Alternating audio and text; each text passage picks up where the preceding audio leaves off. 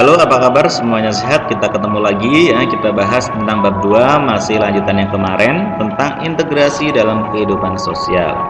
Pengertian integrasi sosial itu yang pertama menurut integrasi KBBI Kamus Bahasa Indonesia, pembaruan hingga menjadi kesatuan yang utuh atau bulat. Itulah pengertian dari integrasi sosial. Sedangkan integrasi sosial itu sendiri pengertiannya adalah proses penyesuaian unsur-unsur yang berbeda dalam masyarakat sehingga menjadi satu kesatuan. Berikutnya, syarat-syarat integrasi sosial. Menurut William F. Ogbrun dan Mayer Nimkov, integrasi sosial dapat terwujud jika memenuhi syarat berikut. Yang pertama, anggota masyarakat menyadari kebutuhan untuk saling mengisi. Yang kedua, masyarakat berhasil menciptakan konsensus.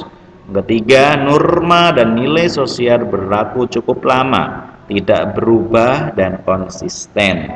Selanjutnya ada bentuk-bentuk integrasi sosial. Bentuk integrasi sosial ini dapat terjadi dalam 3 bentuk. Ada bentuk dan sifat integrasi sosial.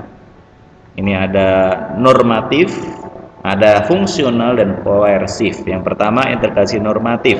Integrasi yang terjadi karena adanya kesepakatan nilai, norma, dan cita-cita bersama. Contohnya, bangsa Indonesia dipersatukan oleh prinsip Bhinneka Tunggal Ika. Kata Bhinneka Tunggal Ika menjadi sebuah norma yang berfungsi mengintegrasikan perbedaan dalam masyarakat. Itulah integrasi normatif maksudnya ya. Terus yang kedua, ada integrasi fungsional. Nah, integrasi fungsional ini adalah integrasi yang terbentuk karena adanya ketergantungan di antara unsur-unsur dalam masyarakat. Contohnya, Indonesia yang terdiri dari bermacam suku bangsa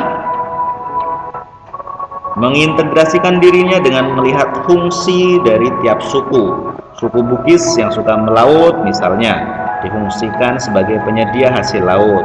Suku Minang yang pandai berdagang difungsikan sebagai penjual hasil laut tersebut. Nah, itulah contoh dari integrasi fungsional. Maka akan tercipta sebuah integrasi dalam masyarakat ya, dari bermacam-macam suku dan budaya. Karena fungsional setiap suku itu bermacam-macam, itulah yang bisa menjadikan masyarakat Indonesia terintegrasi. Berikutnya yang ketiga ada integrasi koersif. Integrasi ini terbentuk karena adanya paksaan. Paksaan biasanya berasal dari pihak yang memiliki kekuasaan lebih besar. Contoh, perusuh yang berhenti mengacau karena polisi menembakkan gas air mata. Nah, ini biasanya pendemo-pendemo Indonesia ya. Kemarin contoh baru aja demo tentang undang-undang tenaga kerjaan. Nah, itu kan banyak kekacauan ya. Berikutnya, proses integrasi sosial ini ada asimilasi dan alkulturasi.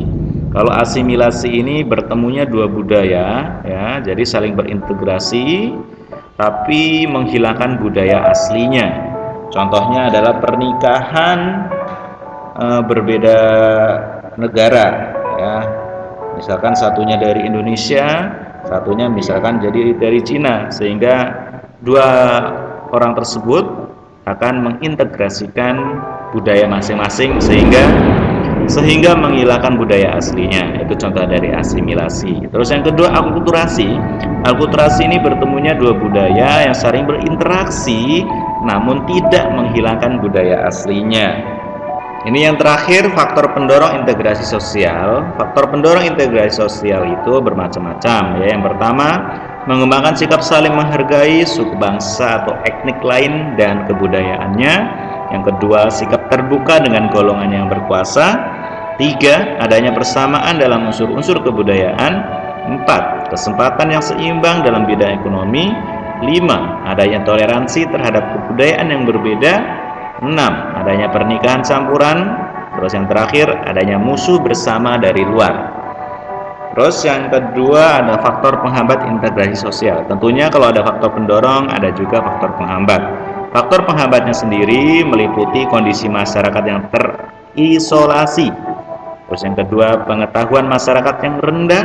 Nah, 3, perasaan superior kelompok tertentu. Ya, sekian dulu pertemuan kita kali ini, mudah-mudahan dapat diterima. Seperti biasa, kalau udah lihat videonya, dicatat, dikirim ke psikologi lewat submission. Terima kasih.